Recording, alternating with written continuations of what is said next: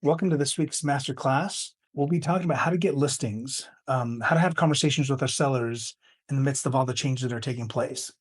I'm assuming that as we continue to progress in this new way of commission structure, that in the next 6 months, it'll be normal, be routine.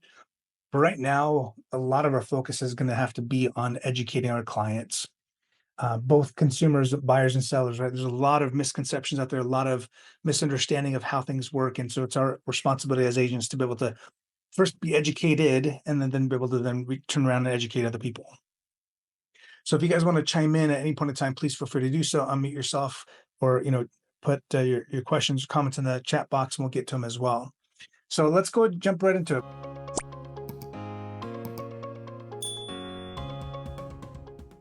The very first thing that I think it's really important for all of us to discuss it when we're talking to sellers is that this is actually a wonderful opportunity for sellers to list their homes, and in some ways think that they're getting a better deal in listing their property. That the cost of selling a home will have gone down a little bit from their perspective, right? Do you guys all agree with that?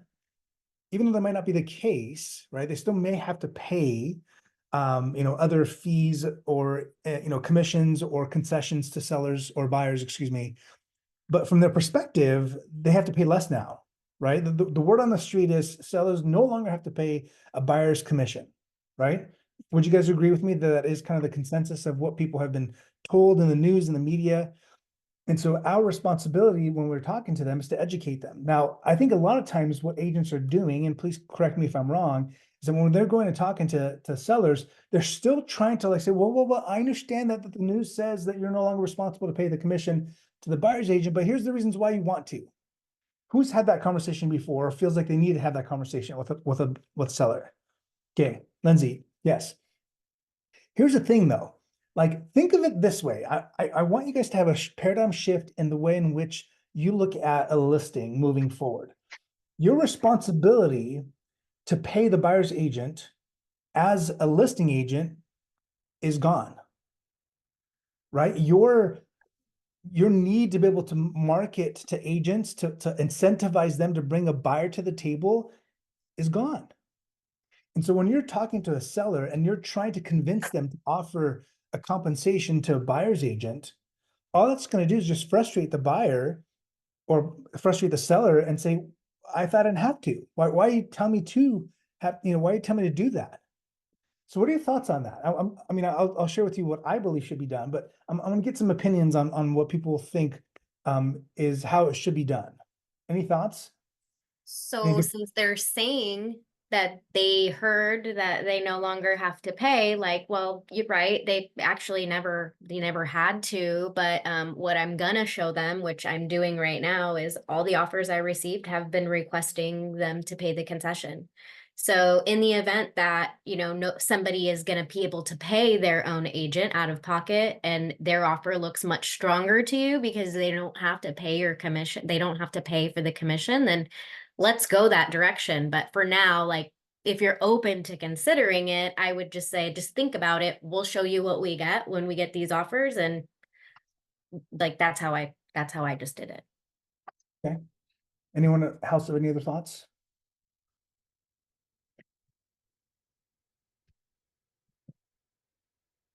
No other thoughts?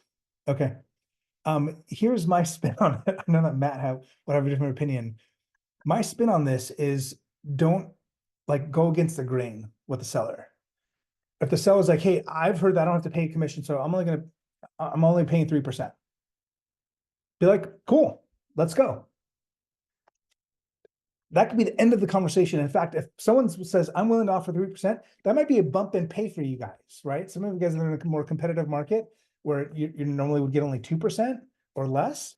Getting 3 to represent the seller is a pay grade and, awesome. Don't say yes, please sign on the dotted line here. Because again, the sellers are no longer compelled to pay. The listing brokerage is no longer compelled to share the commissions that they would share with the buyer's agent. That responsibility is gone. I knew Matt had something to say. Go ahead. I always have something to say, dude. So I feel like the one thing I would say to if you have a seller who's adamant, like, hey, scotch free. I don't have to pay. I would just say, I would challenge it for sure, because we do have a responsibility to represent their best interest, to get them best results, and we truly know what's best for them. However, no longer is it a hill I can die on. Like for years, I used to be willing to die on that hill, but I do think that if we are willing to die on that hill, then that's probably not wise business moving forward. But I don't think we're gonna have that many sellers adamant on that personally, Adamant about not paying or paying? not paying. Oh, gotcha. I think it'll be few and far between. Now, I think many are gonna love the idea of the fact that it's negotiable now, so they might get away with paying less than the amount that they paid in the past, 100 years. But I don't think many are gonna be like, I don't have to pay at all. Sure. So my take on this is that we should shift the conversation from sellers needing to pay a buyer's agent to sellers may choose to offer concessions to a buyer, not to the buyer's agent, but the buyer, to be able to offset their cost in buying a home. Right? And the cool thing is I was having a conversation with an agent. They're like, yeah, but like if we don't offer buyer's concession, then the buyer's gonna have to come up with more money and therefore not be able to buy the home. And we want to make it more appealing to them. Well, guess what, you guys? If you offer a 2, 3, 4, 5% buyer concession, there's 2 wins for you as a seller or as a listing agent. Sorry about the balloons. Number 1, you can advertise the buyer concession directly on the MLS. And in fact, you can offer the buyer compensation directly on the public remarks on the MLS. That's never changed. That's always been something you could always do, and that hasn't changed. And so instead of sneaking around trying to figure out creative ways to be able to inform the buyer agents that are out there that you're offering, or the seller's offering some type of compensation to them, you could very much acknowledge that, say, hey, my seller has agreed to offering your buyer a compensation of either a percentage or a specific dollar amount. Now, however the buyer chooses to use that compensation is completely entitled up to them. Right? And we've talked about this in the past, that they have other expenses aside from the commission that they have to pay us in representing them to buy the home. And so therefore, you could be very black and white about it. In fact, if you put it on the public remarks, guess where else it shows up? It shows up on every single website that syndicates, including Zillow. It has it very well black and white on there that the seller is willing to pay X amount towards buyer's concessions. And so if you want to talk about being advantageous, if you want to talk about truly what's best for the seller, imagine how much that would motivate and incentivize the seller in coming and making an offer on their property. Mind you guys, we're no longer the people that are the gatekeepers on that buyer looking at their property, right? The buyers are usually coming to us and saying, hey, we want to see this house that we found on the internet. And therefore, that's a conversation that we could have with the seller saying, hey, just so you know, you can offer a concession to the buyer, or you cannot. It's entirely up to you. Here's the reasons why you'd want to, but you don't have to.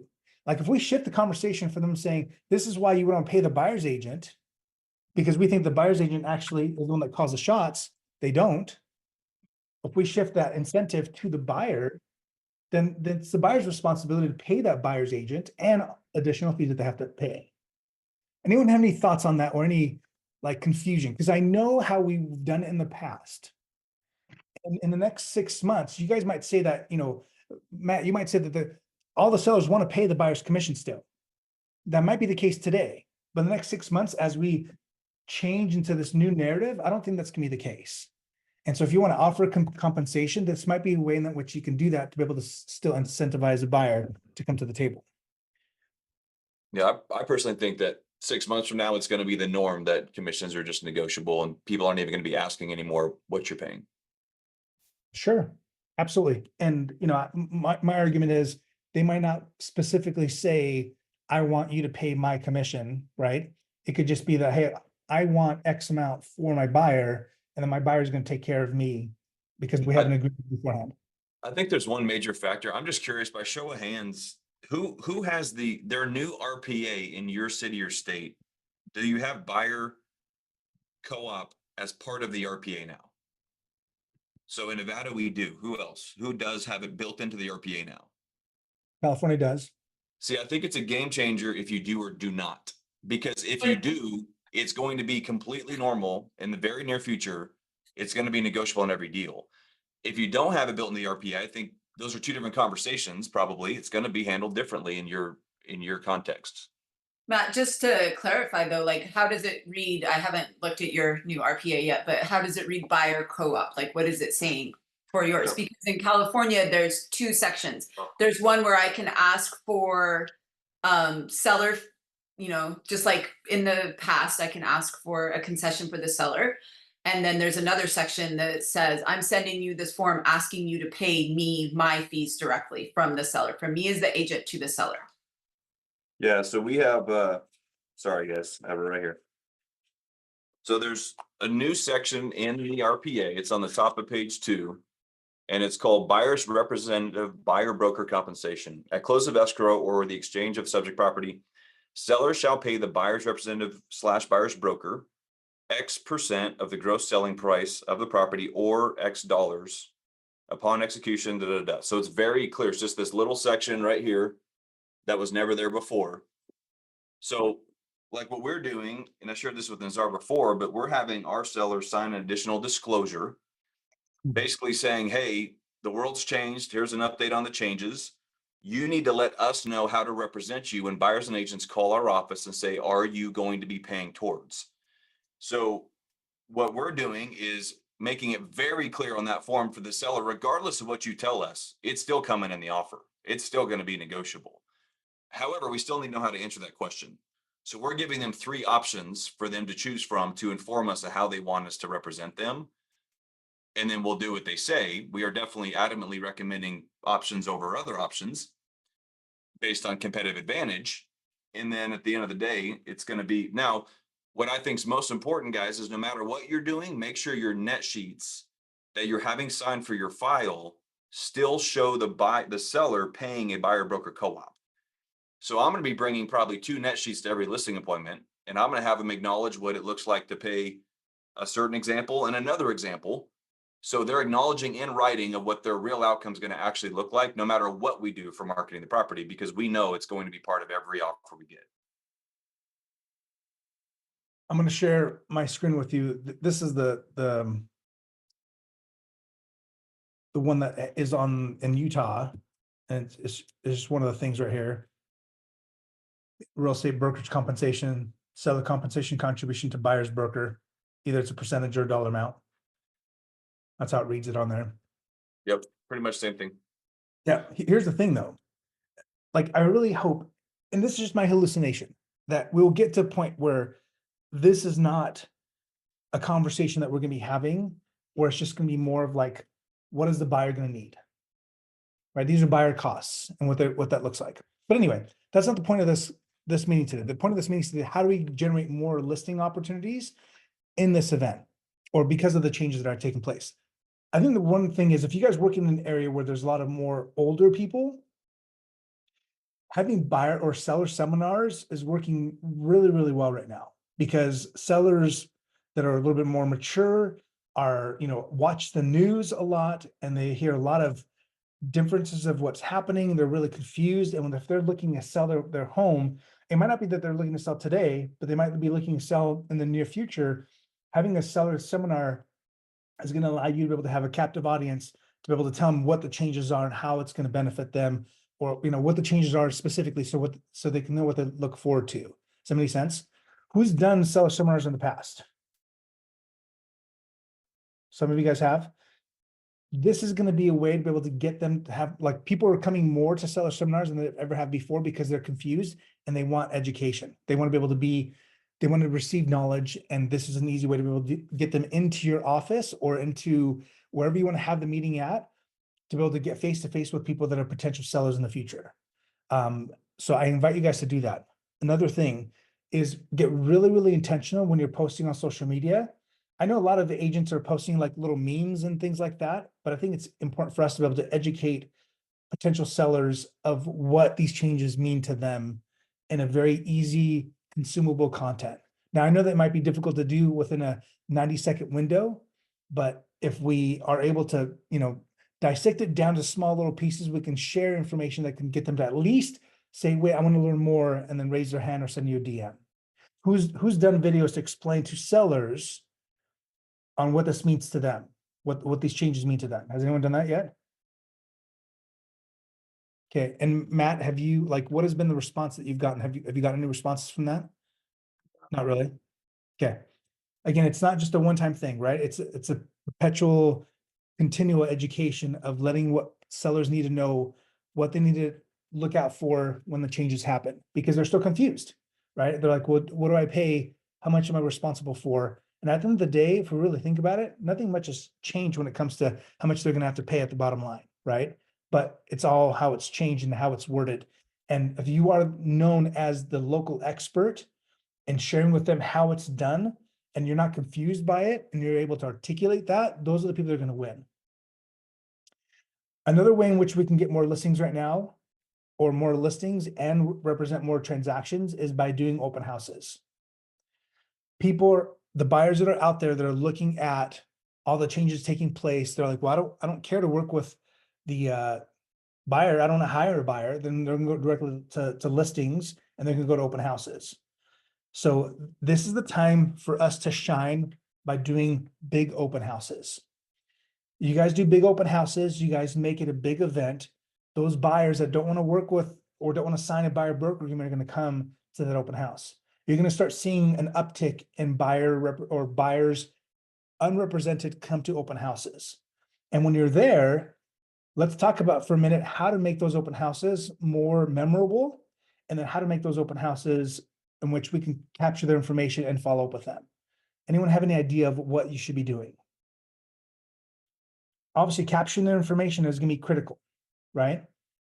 Is there a script that anyone uses here effectively to be able to get people to say, I need you to sign in, without telling them, like forcing them to sign in? What's a clever way that you guys have used in the past to be able to get people to sign into your open house?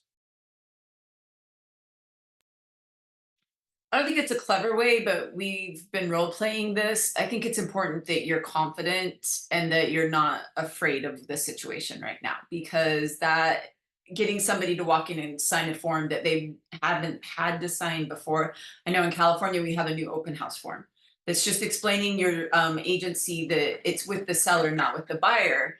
And it's scary for people right now, and it's coming across so bad, and they're not able to explain why, and nobody's going to sign it when you're talking to them. So having that confidence and knowing the reason, and if somebody asks you, why am I doing this, you can tell them. So unrepresented buyers coming in, you know, I'm limited on the information that I'm able to provide to you, Nazar, because I'm working for the seller at this point. But you know, I would be happy to have a conversation with you and explain to you the process now, what it looks like to buy a house. Do you have 15 minutes? Yeah. You guys, getting someone to walk into a private home, if the seller is requesting, and obviously you're going to acknowledge it, that they're going to request that everyone be, acknowledge who they are before they walk a foot into their home, I think that's more than appropriate, right? To ask for that right from the get-go. But even if you don't want to, if you want to let them walk into the property and look around first before you get them to sign in, the opportunity in which you get to get their information and have it be the correct information is going to be determined on how much value you're going to offer them. It hasn't changed, right? The values that we do at open houses is to be able to give them information about that home, is to give them information about the community, is to be able to give them information about why they would want to buy this house, and then let them know about all the other homes that are available in the area, and most certainly information about homes that are not on the market, that are pocket listings that you guys have, or pocket listings that you're aware of. Having all that information at the open house is going to give you the best chance to be able to get their contact information and have it be correct. But buyers are going to come. They're going to come unrepresented. They're going to come more, and they're not going to say, oh, I already have an agent. Right? Because if they say, I have an agent already, say, great, do you have a buyer broker agreement signed with them? We used to ask that question before, but right now it's more legit, isn't it? Because if you guys live in a state where they don't sign buyer broker agreements on the regular, some states do, most don't. This is gonna be your chance to be able to say, yeah, tell me more about that. Who's your agent that you have? How long is that contract signed for? And, like, tell me why you're here. Like, why aren't they with you? When you have them come to your open house, what do you think is a clever way to be able to get them to work with you? What do you guys think? How do we get them to sign a buyer broker agreement with you there when they meet you at the open house? Why would they feel compelled to?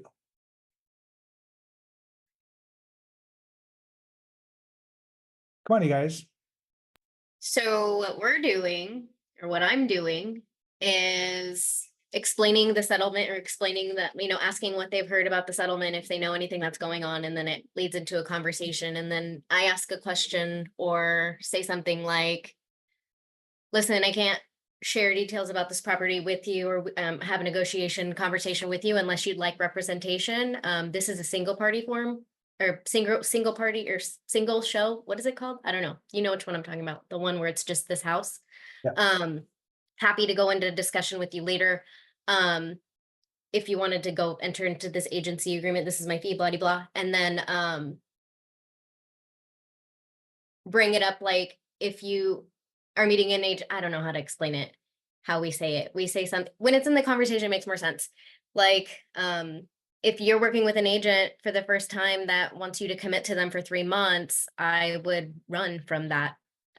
Especially if you don't have no understanding of what's going on and what this binds you to, once you view a property with them. Does that make Yeah. sense? I mean, think of it this way. How often do people buy homes? It's every 5 to 7 years. Yeah. And there's a lot of first-time home buyers still that are, anxiously waiting to get into the marketplace, right? They have a lot of pent-up demand based on the rates lowering right now. And as they continue to lower, they'll increase demand for homes. A lot of people don't know how it works, or if they did, they don't remember. And so don't feel like you have to like overly explain the whole law and the lawsuit and all the stuff that happened. You can just go right into, this is how we do it. Right? You want to see property? We get together and we sign an agreement that says we're going to work exclusively with one another. In fact, a lot of states have always done it this way, right? Do we have anyone here that is in a state that has always done it that way, where you guys have always signed buyer broker agreements before you even showed any property? I know it exists. I don't know if there's any here, but it's been done that way for years and years. Yeah. Solomon, can you tell me, like, have you guys always done it that way? Well, I've been licensed for the last 2 years, and as far as I know, we've done it that way a while. Yep. And you're in Mass, right? Yes. Yep. Yeah. So Massachusetts has always done it that way, where you just, that's how they roll. And so, and if you're in a state that hasn't rolled that way, then it's just saying, hey, this is what we have to do. If you want to work with me, this is what I'm going to do for you, and this is what I expect from you. Let's go. Right? You want to hire me? The buyer broker agreement consultation is going to be very similar to a listing agreement that you're going to have, right? Where you're sharing their value, you're going to show them how you're going to help them get to their objection, which is to buy a home, and what you're going to do for them, and if they want to work with you or not, and then determine which that's going to be. Now, most people, like when they work with sellers, they're going to say, listen, at any point in time, if you are not comfortable with my services, or if I've overpromised and underdelivered, then you can cancel this agreement that we have. But until then, we're exclusively working together. And if you buy a home, then this is what the representation is going to look like. This is how I'm going to help you. And this is what you're going to pay. When you have that conversation with them and it's just very black and white, it makes it very simple.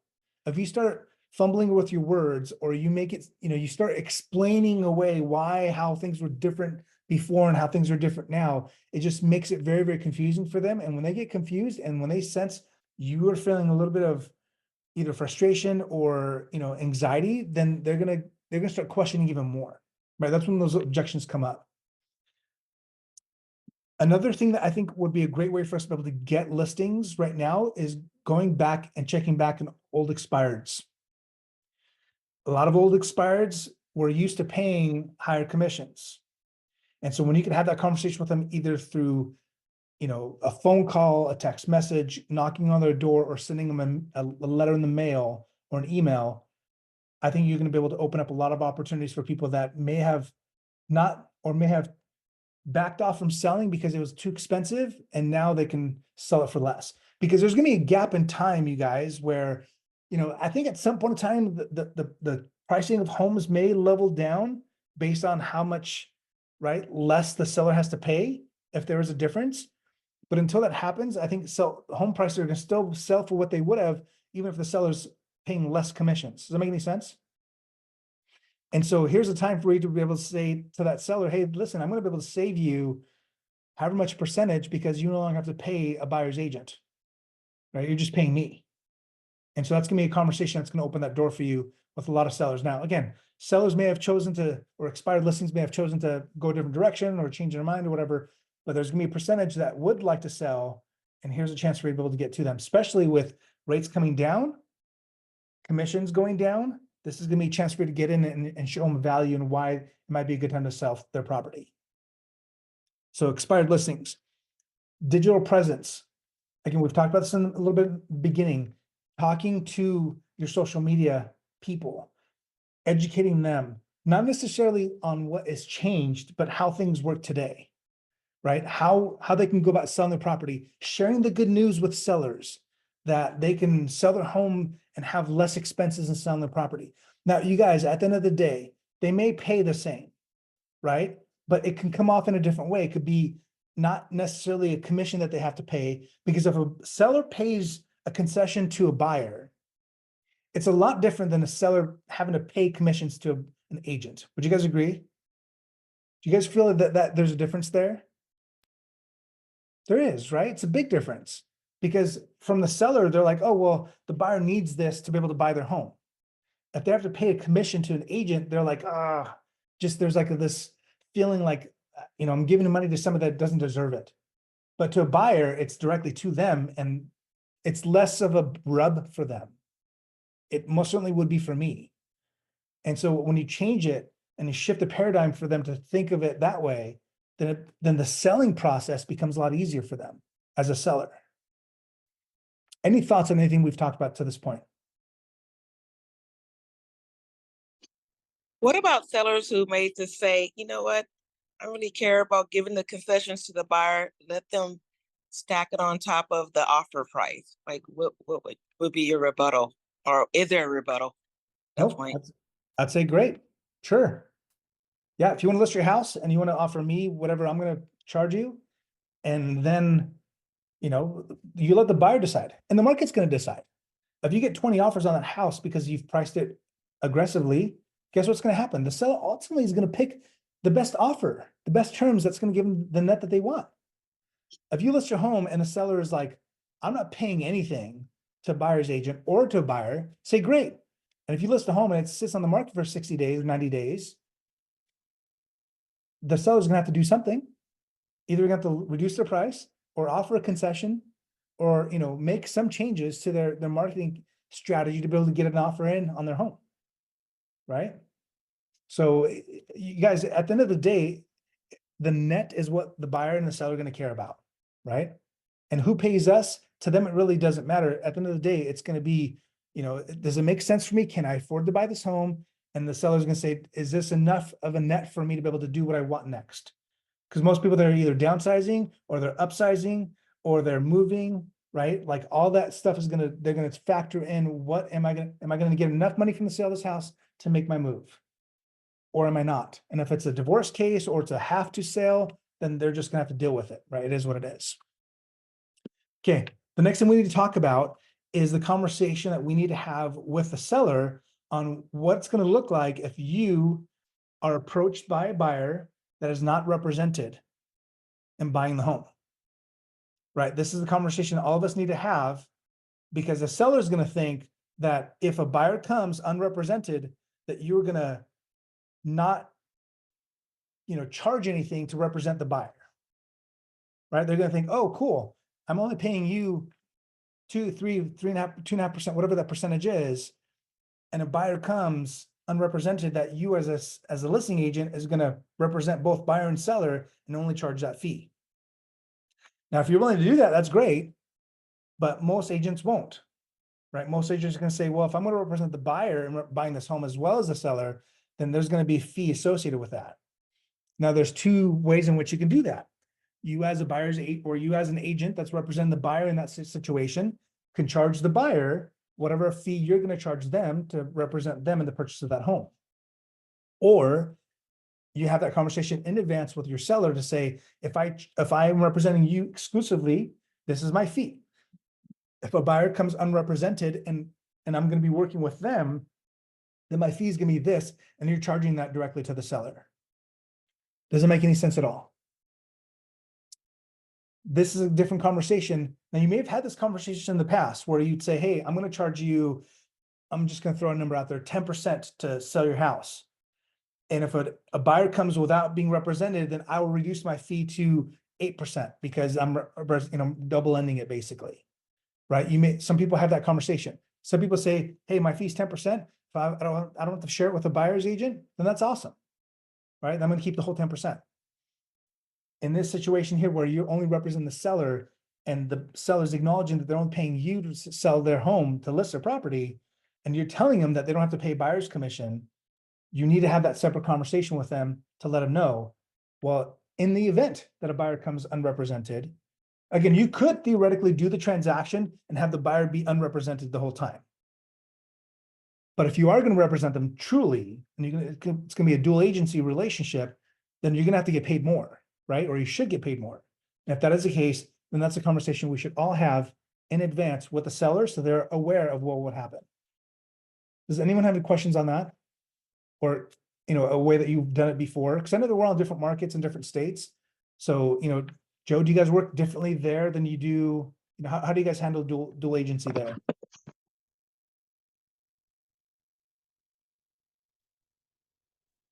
I'm totally new guy, so wrong guy to ask.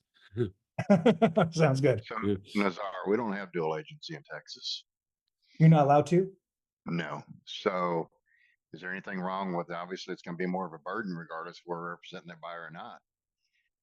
More paperwork, more documents, more, hand holding and juggling, whether it's directly with the buyer or through title and mortgage companies, whatever, more communication.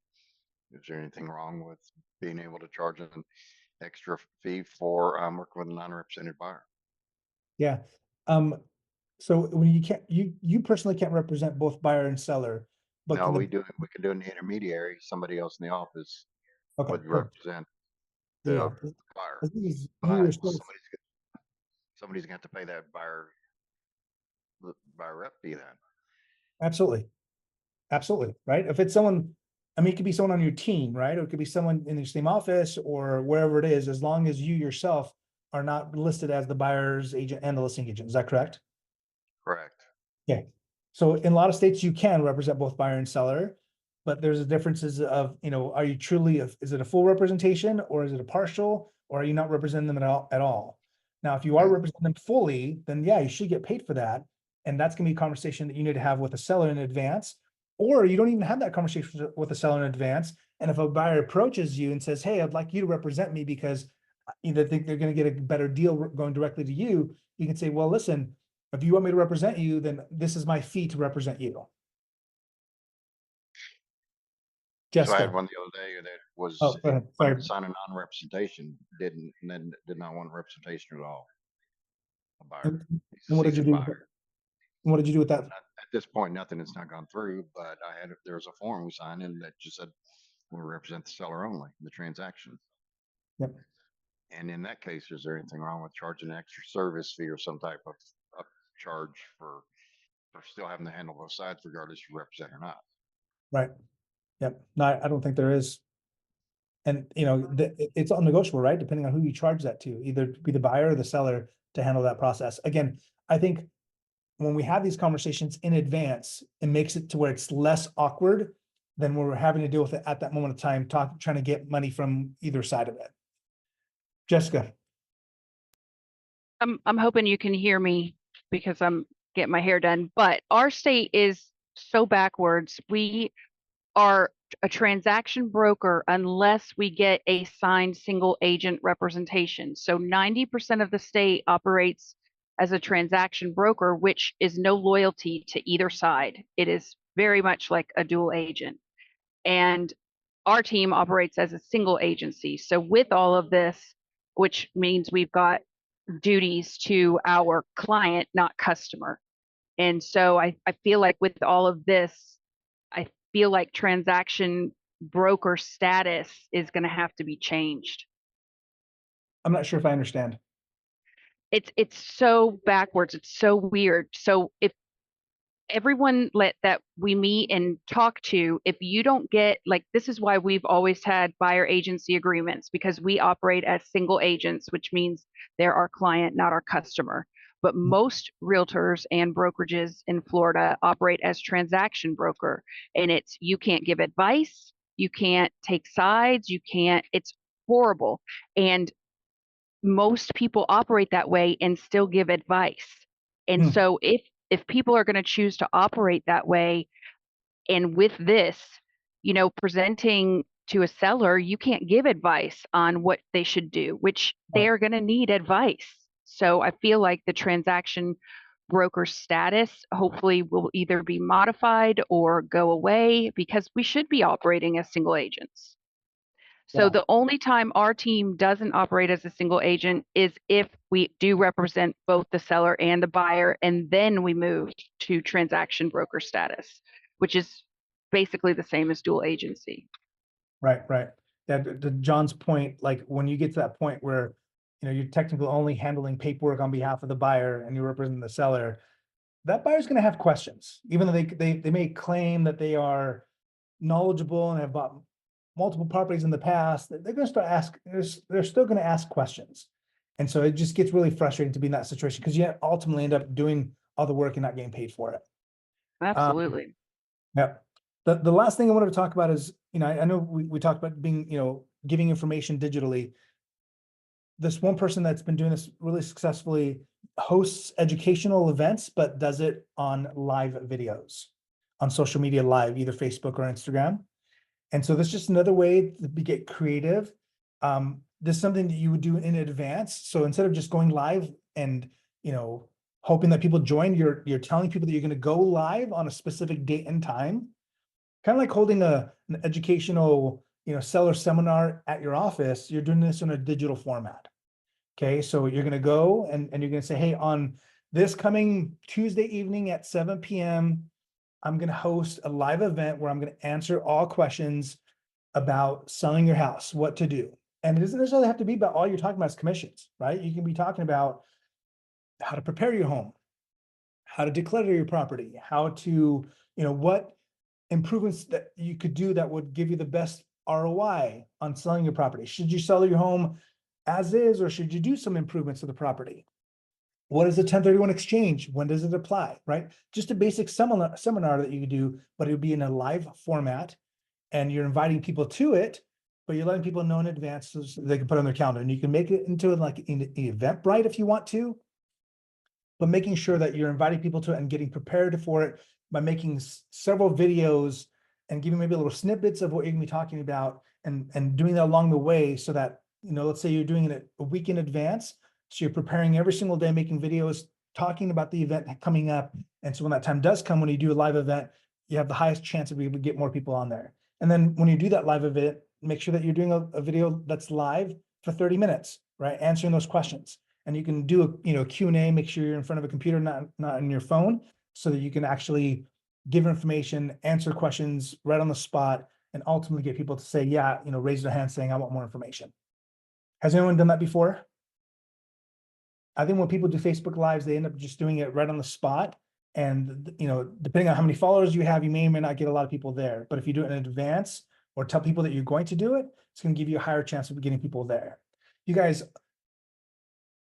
when it's all said and done, listing properties hasn't changed, right? It's still the same process. What's changed is how we are educating our clients and letting them know that, what the process is. Now, again, 5-6 months, a year from now, it's just going to be normal, right? It's just going to be a regular day-to-day occurrence. Everyone's going to know what how it works. But right now is a prime opportunity for every single person that doesn't want to put their head in the sand and pretend that nothing's changed, and get out there and be vocal about it. You're going to have a chance to be able to get out there and, get market share, because you are known as the person that knows what's going on. So I invite you guys to do that. I invite you to be able to be more active on social, be more active in getting the word out there, sending those letters to the more senior members of your community, invite them to an open house, invite them to doing a seller seminar, do it online, do it in person. Spend the next 30 to 60 days just being very outsource or, open about it and letting people know what's happening so that when they are thinking about selling, might not be right now, but when they are ready, they're going to think of you and remember you, that you're the one that educated them on what's going on and how things have changed. Any other thoughts, questions before we end here? Okay. Joe asked if we have any scripts available. I apologize, Joe, when you asked that, I don't know what scripts you're referring to. Joe from Mission Viejo. I don't even see where you are. Okay. I don't know if you left or not, but if you ask that question, you want to know what scripts to use. I love ChatGPT and being able to come up with really good scripts to have. So getting on there and saying, hey, can you give me some scripts on how to yada, and then he or she will give you lots of wonderful scripts that you can use and memorize and be able to know how to resolve those concerns that people have. Okay, any other questions? Okay, you guys, I want you to be excited. Lots of opportunity here.